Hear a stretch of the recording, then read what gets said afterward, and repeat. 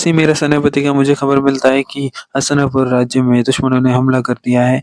मैं अपना हथियार उठाता हूँ और दुश्मनों का सामना करने निकल पड़ता हूँ। रास्ते में घोर अंधेरा होता है, लेकिन कुछ देर चलने के बाद मुझे रोशनी का भी सामना करना पड़ता है। जैसे ही मैं अंधेरे से निकल के रोशनी की चपेट में आता हूँ, मैं अपना एक साइन देता हूँ कि मैं अभी सुरक्षित हूँ। उसके बाद मैं अपना शाही रथ ढूंढने निकल पड़ता हूँ, क्योंकि महल में जगह न होने के कारण मुझे अपना शाही रथ बाहर ही पार्क करना पड़ा था। थोड़ी दूर चलने के बाद अपने सैनिकों द्वारा मुझे बुर्ज खलीफा से सिग्नल मिलता है कि आगे खतरा है। फिर मैं बहादुरी दिखाते हुए अपना रास्ता मोड़ लेता हूँ, क्योंकि खतरे से मेरा दूर-दूर तक कोई भी वास्ता नहीं है।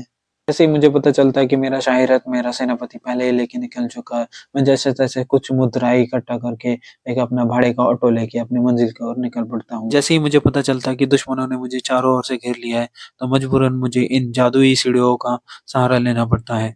लेकिन जब मैं दूसरी छोर से नीचे उतरने की कोशिश करता हूँ, तो मुझे पता चलता है कि दुश्मनों ने जादुई सीढ़ियों को पत्थर की सीढ़ियों में तब्दील कर दिया है। दुश्मनों के डर की वजह से पूरा देश सुनसान पड़ा हुआ है। सब लोग अपने घर की रज़ाई गर्म कर रहे हैं, लेकिन मैं डरता नहीं हूँ और हिम्मत करके आगे अपनी मंजिल की ओर बढ़ता हूँ। क्योंकि मंजिल की ओर बढ़ना है तो हिम्मत तो दिखाना पड़ेगा ना मेरी जान।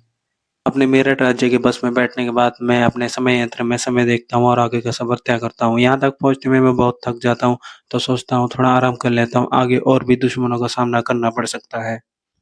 2 घंटे के सफ़र में 5 मिनट का नींद लेने के बाद मैं जैसे-तैसे मेरठ राज्य पहुँच जाता हूँ और अभी मैं हस्तिनापुर राज्य की बस में बैठा हूँ। यहाँ से मुझे हस्तिनापुर राज्य के लिए प्रस्थान करना है। थोड़ी देर बाद मैं अपने साथियों को सिग्नल भेजता हूँ कि मैं अभी सुरक्षित हूँ। उसके बाद मैं सोचता हूँ क्यों ना सफ़र का नज़ारा आपको भी दिखाया जाए।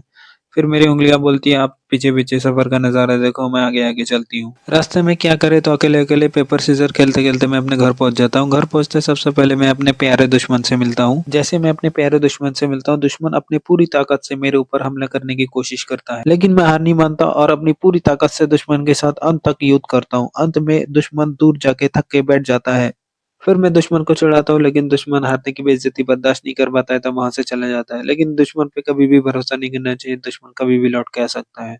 थोड़ी देर बाद दुश्मन वापस लौट के आता है और फिर मैं अपनी पूरी ताकत से दुश्मन के साथ लड़ाई करता हूँ। लेकिन दुश्मन हार नहीं मानता, मैं फिर भी लड़ाई करता रहता हूँ उसके साथ।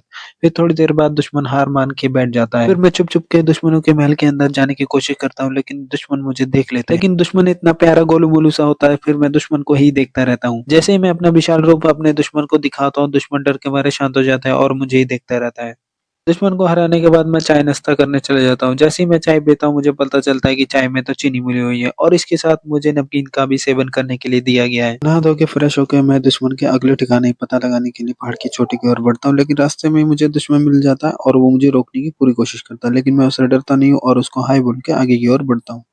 जैसे-तैसे ऊपर आने के बाद मैंने चारों तरफ घूम के देखा, लेकिन मुझे दुश्मन का अगला ठिकाना कहीं पे भी नज़र नहीं आया। फिर मुझे सूरज मामा दिखे, फिर मैंने सूरज मामा को बोला राम-राम ने सारे आने। सूरज मामा को राम-राम बोलने के बाद मैंने आसमान की ओर देखा, लेकिन आसमान की ओर मुझे सुंदर पक्षियों के अलावा और कुछ नज़र नहीं आ रहा था। थोड़ी देर बाद मैं नीचे आके मैंने देखा दुश्मन के हमले को झेलने के लिए महल के दरवाजे को मजबूत बनाया जा रहा था, ताकि दुश्मन के हमले को ये झेल पाए और आगे कोई भी नुकसान ना हो।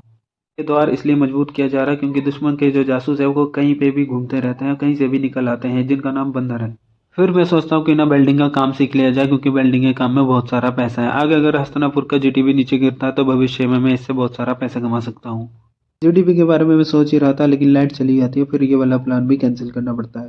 देख सकते हैं दुश्मन को रोकने के लिए हमने पूरा इंतजाम कर रखा है। दुश्मन का जासूस और दुश्मन कहीं से भी घुस नहीं पाएगा अंदर। इतने ठंड में दुश्मन से युद्ध करते करते मेरे हाथ बर्फ की तरह जम गए थे। फिर मैं अग्निदेव का सहायता लेता हूँ और अपने हाथ को पिघलाता हूँ, क्योंकि मुझे यहाँ से आगे बहुत दूर का सफर तय करना है। शाम के 4 बजे मैं अपने सबसे प्यारे मित्र का दर्शन करने जाता हूँ, जिन्होंने मेरा हर मुश्किल में साथ दिया, जो कि हमारे प्यारे कन्हैया है। क्योंकि जो राम का नहीं वो किसी काम का नहीं। अपने मित्र का दर्शन करने के बाद मैं वहाँ से निकल जाता हूँ, क्योंकि मुझे 6 बजे तक नोएडा के लिए भी प्रस्थान करना है। थोड़ी देर बाद मुझे सैनिक के द्वारा पता चलता है कि नोएडा राज्य में दुश्मनों ने हमला करते हैं और मुझे 50 सेकंड में जैसे तैसे नोएडा पहुंचना है। फिर मैं सोचता हूँ कि 50 सेकंड में नोएडा कैसे पहुंचा जाए। फिर मुझे आइडिया आता है कि पहाड़ की चोटी से अगर मैं छलांग लगाता हूँ तो 50 सेकंड में नोएडा पहुंच सकता हूँ। और मैं पहाड़ की चोटी से छलांग लगाता हूँ और नोएडा पहुंच जाता हूँ। खत्म।